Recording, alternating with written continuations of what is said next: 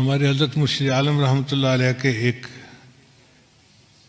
مرید تھے، عالم تھے، مسلم شریف پڑھاتے تھے. انہوں نے زندگی کے کوئی 25 سال مسلم شریف پڑھائی تھی. ایک دن وہ کہنے لگے کہ حضرت میں آپ کو ایک عجیب واقعہ سناؤں. ان کو ضرور سنائیں.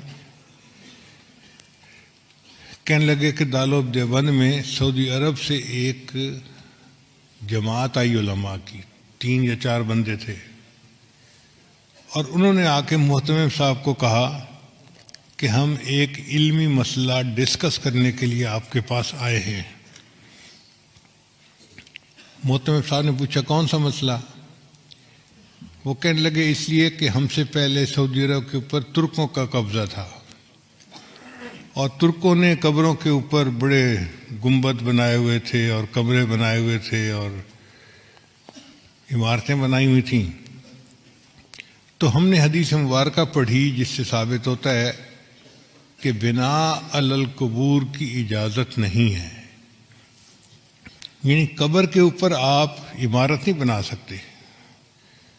اس لیے سنت عمل یہی ہے کہ قبر کھلے آسمان کے نیچے ہو، اس کے اوپر کوئی کمرہ، کوئی کبہ ایسا نہیں بنانی چاہیے. تو جنت بقیع میں جتنے کبے بنے ہوئے تھے ہم نے سب گرا دیے. اب مسئلہ آیا گنبد خضرا کا. تو کچھ علماء کہتے ہیں کہ حدیث مبارکہ کی روشنی میں ہمیں گنبد خضرا کو بھی گرا دینا چاہیے. تو ہم نے جو بادشاہ ہے اس کو اپنی ریکمنڈیشن دیں. بادشاہ نے کہا کہ نہیں، یہ امت مسلمہ کا مسئلہ ہے، پہلے تم مختلف ملکوں میں جا کے علماء کو اپنے کانفیڈنس میں لو، اگر سب متفق ہیں تب قدم اٹھائیں گے، ورنہ نہیں اٹھاتے. تو ہم علماء کی جماعت آپ سے بحث کرنے کے لیے آئے ہیں کہ کیا یہ حدیث مبارکہ صحیح ہے، اور اگر صحیح ہے تو اس پر عمل کرنا پڑے گا. محتمم صاحب نے کہا کہ جی مجھے آپ 3 دن کا وقت دیں، میں سب علماء کو اطلاع دوں تاکہ وہ یہاں آ جائیں، اور پھر ہم اس بارے میں اپنا موقف آپ کے سامنے ظاہر کریں. ان کا ٹھیک ہے، ہم 3 دن دارالعلوم میں مہمان بن کے رہتے ہیں. محتمم صاحب نے بڑے بڑے علماء کو دعوت دے کے بلا لیا.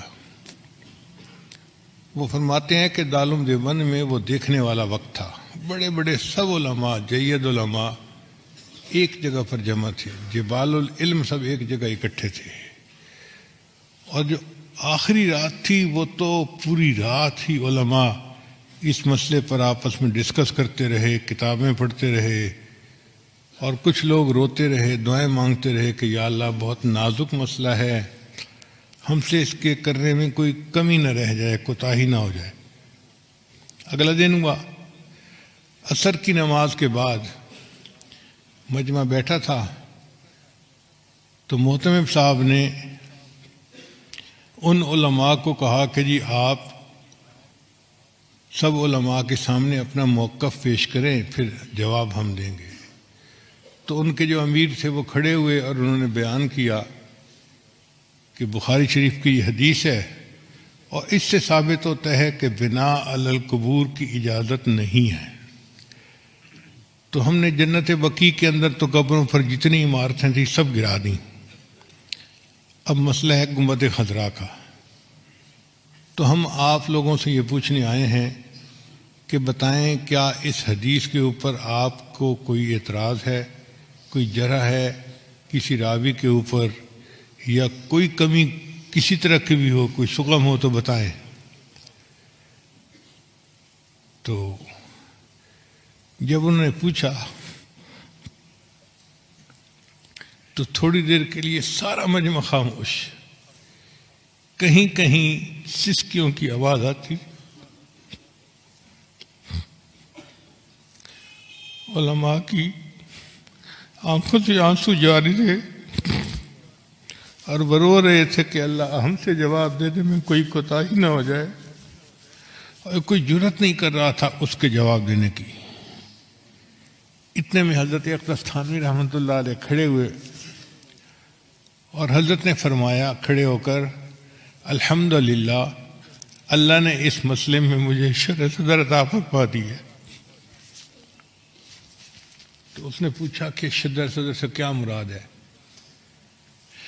حضرت نے فرمایا کہ شرح صدر یہ کہ یہ حدیث بالکل صحیح ہے، اس کے کسی راوی کے اوپر کوئی اعتراض نہیں ہے، کوئی جرح نہیں ہے، اور ہر لحاظ سے یہ حدیث صحیح بھی ہے سند متصل کے ساتھ، اور صحیح مضبوط ہے مضمون اس کا۔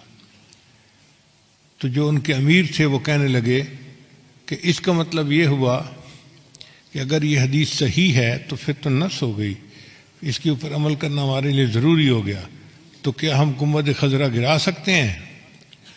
تو حضرت تھانوی رحمۃ اللہ نے جواب دیا، یہی تو شرح صدر ہے جو اللہ نے مجھے عطا فرما دیا، حدیث بھی صحیح ہے لیکن آپ گنبد خضرا کو گرا نہیں سکتے۔ اس نے کہا آپ کیسی باتیں کر رہے ہیں، جب حدیث صحیح ہے تو پھر اس گنبد خضرا کو گرانے میں رکاوٹ کیا ہے؟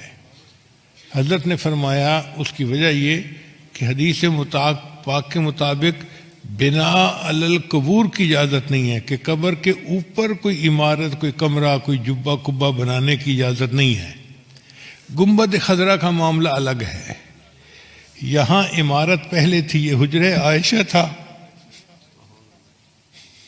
اور نبی علیہ السلام کی قبر مبارک بعد میں اس کے اندر بنائی گئی، لہذا اب اس عمارت کو کوئی بندہ گرا نہیں سکتا۔ ایسا جواب تھا کہ وہ لوگ مطمئن ہو گئے۔